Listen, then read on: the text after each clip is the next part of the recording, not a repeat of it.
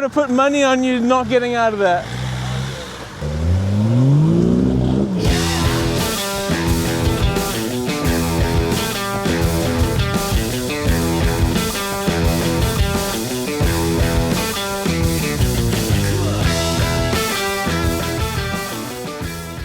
I'm here at Slindon 4x4 Off-Road Experience Centre and I'm with the Gumtree crew. I got Ben in his M57 swapped Defender 90, other Ben in his 300 TDI Defender 90, and Gary in his Discovery 2.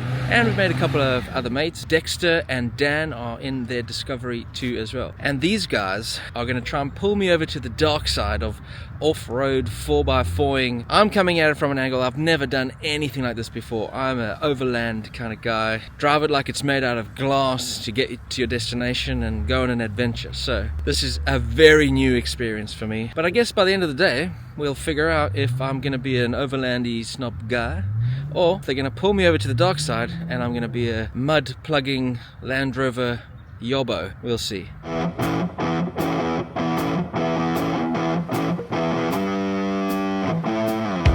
Slindon 4x4 Centre is a 100-acre woodland of pure diesel and petrol-powered carnage. It attracts an array of customers and a huge variety of off-road vehicles, each driver hoping to test themselves in a weird self-inflicted muddy game of man and machine. My natural reaction as an overlander is to avoid getting stuck at all costs, while these guys thrive on it. Nah. We were just getting ready to head off as a convoy.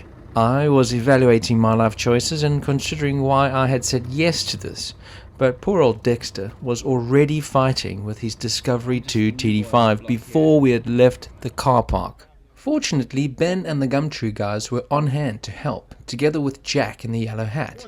It turned out to be an oily wiring loom, and Jack decided to try and blow it clean, but ended up with a face to tell a story. Despite all the efforts from the Gumtree mechanics, this TD5 was in serious need of a new wiring loom. And even when they got it running, it wouldn't last long before cutting out again. So Dexter and Dan decided to ditch it and jump in as passengers with me.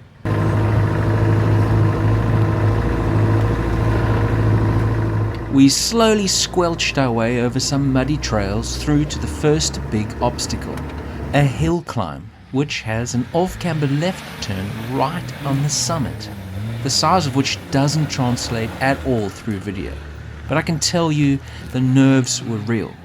Some of the vehicles sailed through, and some didn't on the first try. But the right-hand line was very intimidating and not fun at all to reverse if you didn't make it up. But soon it was my turn, and I opted for the chicken run, and I went on the left-hand line.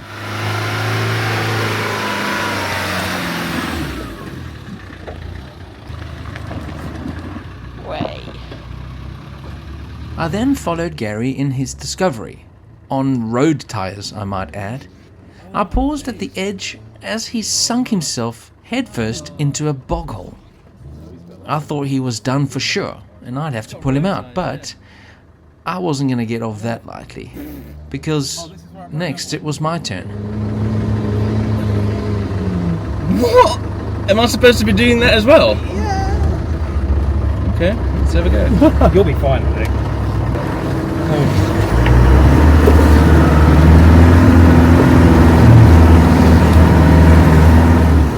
It absolutely sailed through with zero dramas, apart from my internal ones. Hills, undulations, mud, steep banks.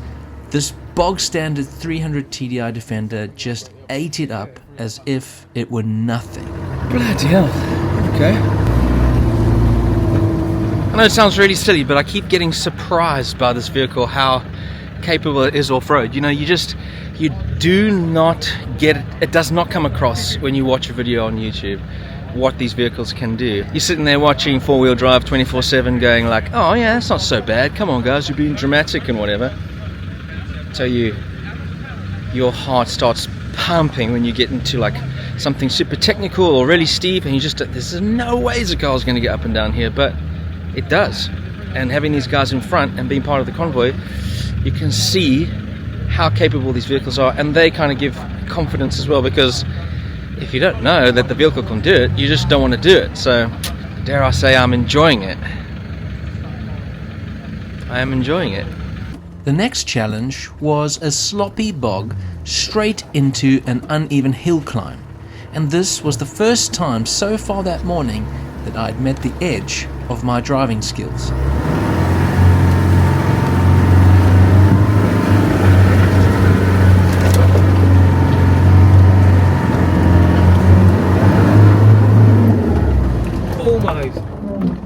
Not enough momentum, a slightly wrong line, so back down again and time for another go.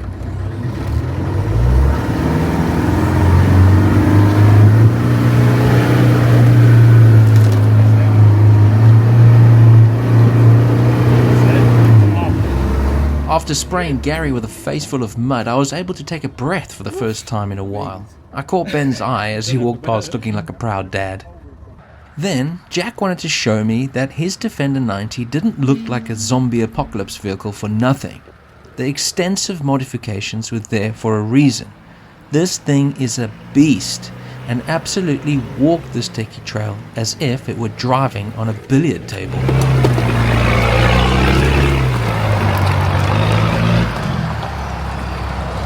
Sick. And of course, Ben now had to have a go. And one thing you'll learn about him is that he doesn't do anything slowly or at half measure. You're too fast, mate. I couldn't even catch up with it. Next up was Gary. On road tires. What's that about? And finally, Ben in his blue 90 was up next.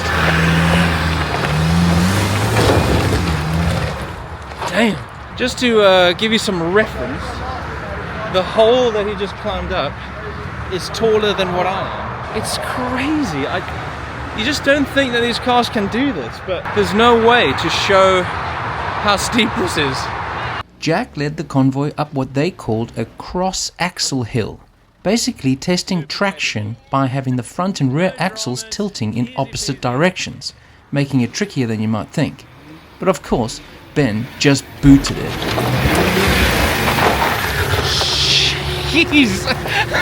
Other Ben wasn't quite as successful and lost traction right near the top. Having open diffs meant the wheel without traction gets the power and just ends up spinning.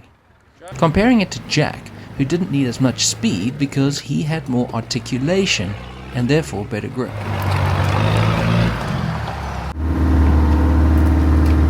It was now my turn in the 110, which had another layer of complication to it. Because it has a longer wheelbase than the 90, I beached out halfway up and lost traction entirely. Oh my gosh, reversing sketchily down a hill is not my favourite thing. Let's just say that right out the gate.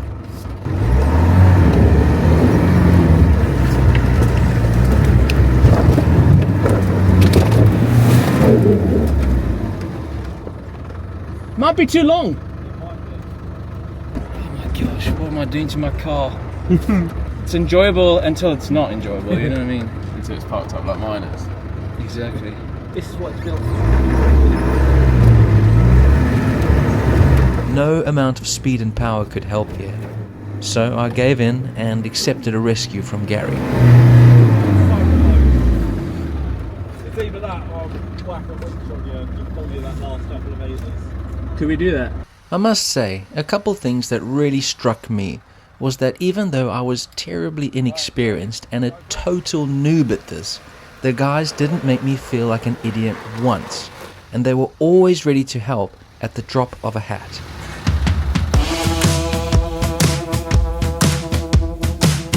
After a quick stop for a sandwich and a coffee and maybe a little damage assessment, we headed over to something called the Impossible Track.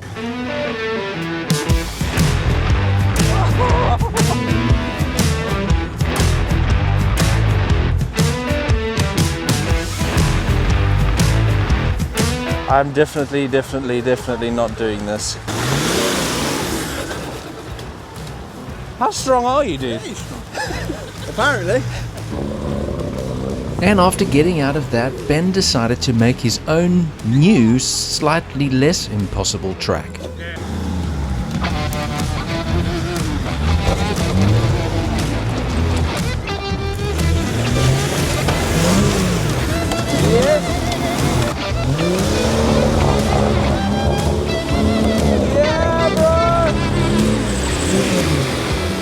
Dude, I would have put money on you not getting out of that.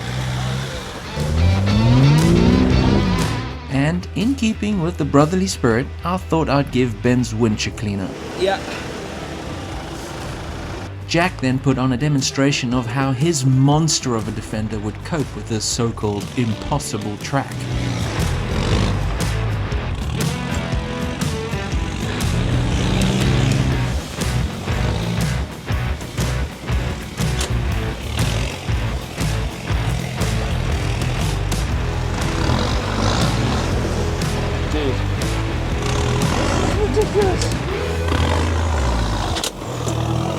Oh, what was that?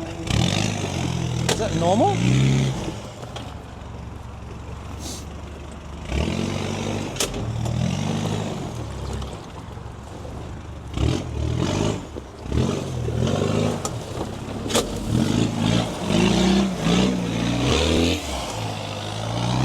Ridiculous.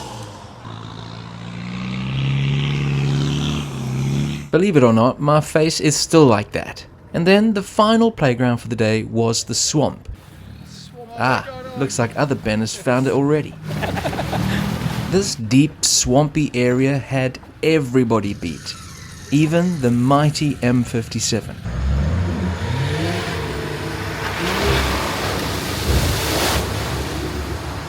Nah. Oh, that's a sick little wave. And Jack's zombie-killing monster. No one made it over whatever was lurking below. Oh! My God! Oh, I felt my stomach. Everyone needed rescuing.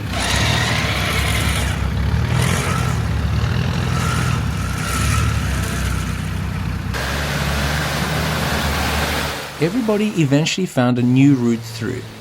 Even Mr. I'll make my own lines over there.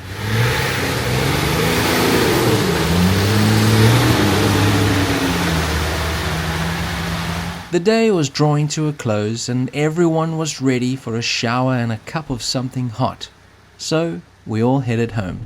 There you go. That was my first experience 4x4ing properly. I had a great time and I would recommend it, but would I do it again in this vehicle? No chance. I would rather build a dedicated 4x4 rig and do that because I want this to be my overland rig, right? And there's a reason why I drive it like it's made out of glass. I want it to last. It's really opened my eyes up to a different aspect of these vehicles, and I'd always kind of scoffed at the sort of yobbo in the woods, you know, rev limiter, flinging mud everywhere, but I've seen it for what it is, and I had it wrong. The guys that do this are seriously passionate and they enjoy it because it's kind of like a sport. It's super technical. You've got to figure out the right line, you've got to figure out the right gear. It's not as straightforward as just going through the wood and blowing prop shafts and drive shafts. It's fun. It's fun. I'll give it that. I'm so glad I had that experience, and I'm really grateful to Ben and the Gumtree team for taking me out for the day. I've learned something new. I've learned a few new things, but hope you enjoyed that. It was a completely different video to what I normally film. Thank you for watching, and I'll see you next time.